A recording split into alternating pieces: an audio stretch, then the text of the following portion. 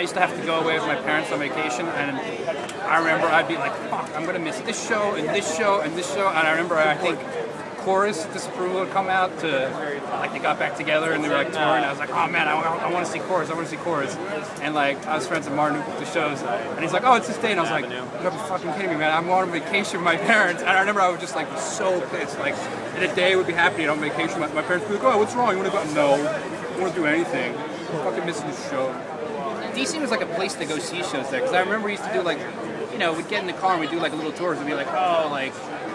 Outspoken's playing or whatever, like, we're gonna go see DC, and then they'll play Middlesex, and then they'll play like University Arts in Philadelphia. I remember we'd all, like, there'd be like me and True and Martin, and then like Timmy and Jessica from Virginia Beach, and we'd all like get in this car and we would just go to like each one of the. And I think the big thing was and Integrity played, because they would, every time they would play, they'd have a show booked at DC and it'd be like, oh, they're gonna cancel, and they must have canceled like 3 shows, and then they actually finally played. I think that was like a pretty big deal. Oh, and I remember Big Pants. I remember when my mom moved out of her house, I had found this old photo album, and it was like all these old photos of like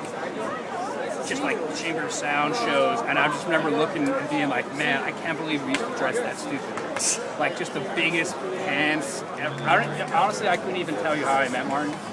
but I was fortunate enough to like just be like this like little young kid from like middle of nowhere, Virginia, who just happened to like meet this dude, and we just like hit it off, and like, you know, he's like a little older than me, and it was always kind of like, he probably picked on me a little bit, but like we were always like, you know, like he's always been like a really good guy, you know, he's always looked out for me no matter what, like, you know, even years later, he's like, never been nothing bad stuff. Awesome.